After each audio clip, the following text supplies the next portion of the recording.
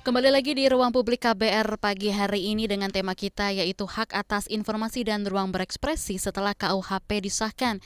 Masih bersama dengan ketiga narasumber kita, ada Mas Adi dari LBH Pers, Mas Tauik dari Serikat Jurnalis untuk Keberagaman atau Sejuk, dan juga Mbak Lutfiana dari mubadalah.id.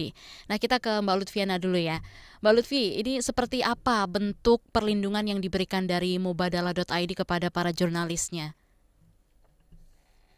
Ah, Jadi begini Mbak, mungkin kalau di Mubadalah itu kan kami bahasanya adalah kontributor ya, bukan Baik. wartawan. Dan seperti kita tahu bahwa di Undang-Undang Jurnalisme juga istilah kontributor itu kan juga masih menimbulkan Hmm.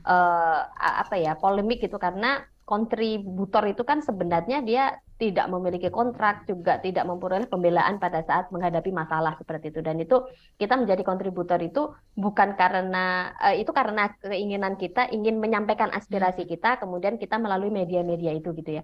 Jadi memang saya kira kaidah jurnalistik dan juga di kontributor yang ada di Mubadalah itu memang sedikit ada perbedaan gitu ya, Hmm. terutama di hak-haknya gitu. Nah, mungkin salah satu yang dilakukan Mubadalah untuk melindungi kami penulisnya itu adalah ya dengan melakukan proses review yang panjang itu tadi gitu loh. Dan selain proses review dari Mubadalah sendiri, sebenarnya kita kalau sampai ke selama saya di Mubadalah ya dari 2020 itu belum ada sebenarnya yang sampai dituntut lewat hukum gitu, tidak ada. Tetapi banyak head speech, kemudian yang diserang itu adalah websitenya Mubadalah. Jadi sempat pernah di take down beberapa kali seperti itu. Jadi memang karena kita itu include sebagai istilahnya adalah kontributor Mubadalah, maka semua yang terjadi dan yang dialami oleh kontributornya itu hampir seluruhnya apa namanya diambil alih oleh Mubadalah gitu loh. Jadi Hmm. kita sebagai kontributornya itu dilindungi dengan cara tidak tidak ditunjukkan, misal Oke.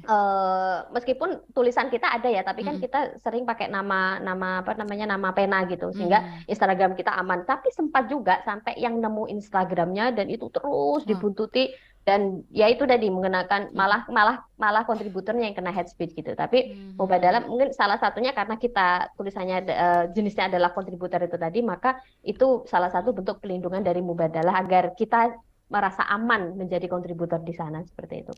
Baik, Mbak Lutfi, Mas Ade dan juga Mas Taufik, kita baca-baca dulu nih ada beberapa komentar yang masuk di channel YouTube Berita KBR dari Bimo Bramantio Murti. Ingin bertanya, apakah menurut Bapak atau Ibu ada langkah-langkah atau cara strategik yang bisa masyarakat lakukan untuk tetap bisa berekspresi tanpa melanggar KUHP yang baru?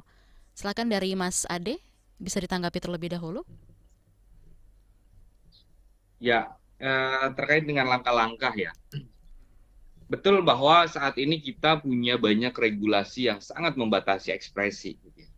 Tapi ada satu prinsip yang itu saya pikir berlaku untuk umum gitu, yaitu ketika kita menyampaikan fakta, itu bukanlah sebuah tindak pidana gitu ya. Nah, artinya kita harus benar-benar serius, kita harus benar-benar yakin bahwa yang kita sebarkan adalah fakta. Fakta yang kemudian bukan hanya dengar dari orang gitu ya, Mhm. tapi kemudian yang ternyata itu kita yakini bahwa itu sebuah kebenaran. Nah, artinya ketika kita menyebarkan sebuah kebenaran, pasal apapun itu harusnya tidak bisa menjerat itu gitu ya.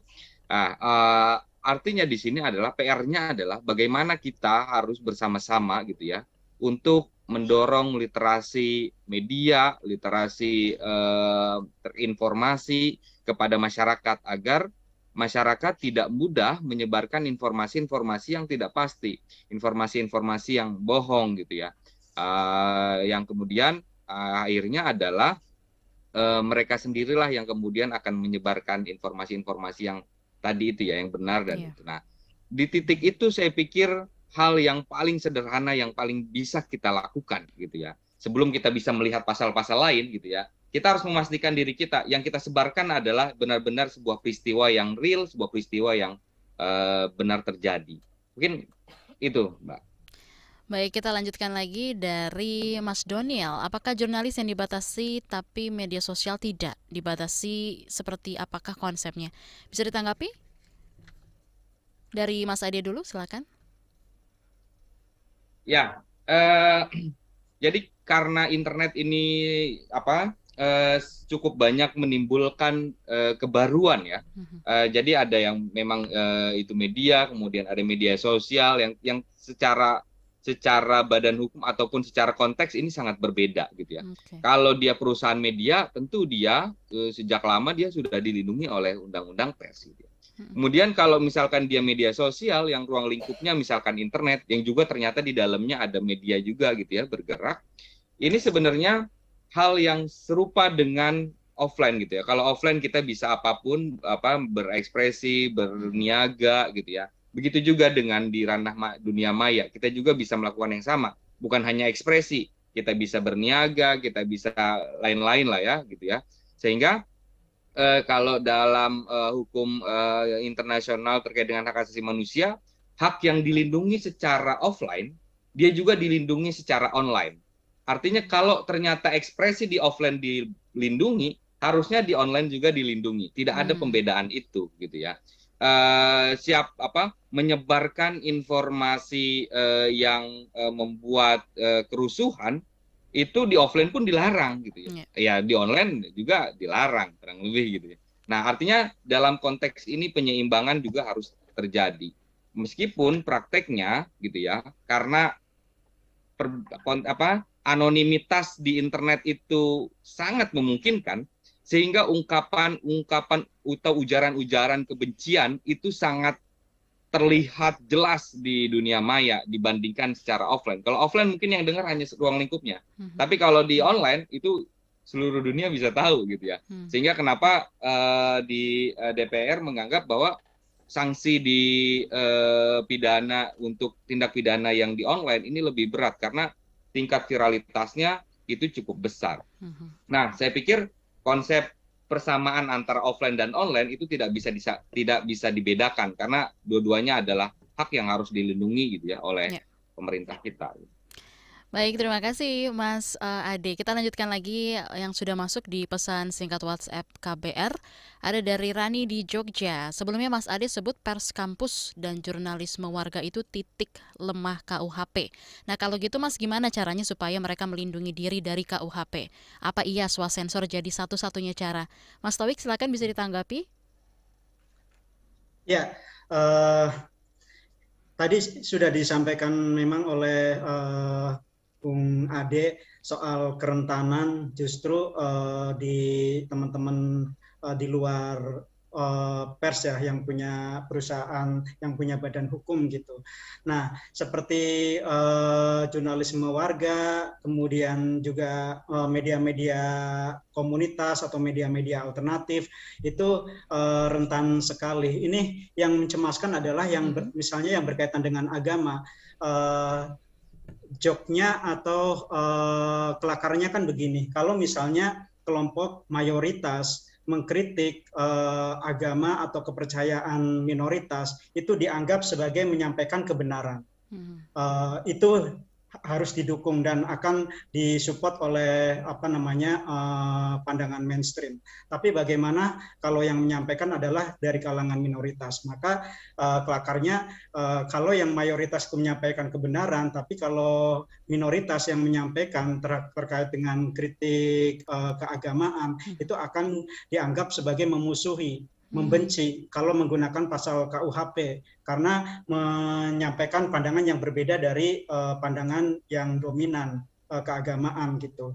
Nah, untuk itu memang nggak ada cara lain ketika kita menyampaikan informasi kritis terkait isu-isu keagamaan, maka sumbernya harus valid. Kemudian juga rujukannya juga harus kredibel gitu. Jadi tidak menggunakan asumsi-asumsi. Nah, dari sana kita bisa bisa menyampaikan ketika kemudian ada kriminalisasi bahwa itu ada dasarnya gitu. Kira-kira itu. Tapi tentu saja ini nggak bisa nggak bisa lepas dari KUHP ya. Diskusinya adalah kemudian jika di pasal 263 terutama ya yang menyebarluaskan pemberitahuan atau hal-hal yang berkaitan dengan kritik itu kan bisa akan dianggap sebagai itu kebohongan, atau di pasal 264 akan dianggap sebagai informasi yang tidak lengkap, yang tidak pasti atau berlebih-lebihan. Nah, pasal-pasal ini yang memang bukan hanya buat teman-teman jurnalis, buat teman-teman media, tapi juga media alternatif, kemudian jurnalisme warga, termasuk juga teman-teman LPM, pers mahasiswa, itu menjadi sangat rentan. Ada upaya dari Dewan Pers sebenarnya sebelum KUHP disahkan pun membangun komunikasi dengan Kemendikbuddikti, Kemenristek-Dikti, bagaimana melindungi pers mahasiswa atau jurnalis kampus dengan kebebasan berpendapatnya, dengan kebebasan untuk memberitakannya itu agar Kementerian Pendidikan itulah yang harus menjamin gitu, karena kan kampus itu kan di bawah Kemendikbud, sementara atau Kemenristek-Dikti. Sementara kalau Dewan Pers itu kan nggak bisa masuk ke dalam lebih jauh gitu dengan lingkungan kampus itu sendiri. Baik, Mas Taufik, Mas Adi dan juga Mbak Lutfi, nanti kita akan lanjutkan kembali obrolan kita pagi hari ini. Mungkin juga ada beberapa pesan singkat WhatsApp yang akan kita lanjutkan baca kembali. Tetaplah di Ruang Publik KBR dengan tema kita Hak Atas Informasi dan Ruang Berekspresi setelah KUHP disahkan.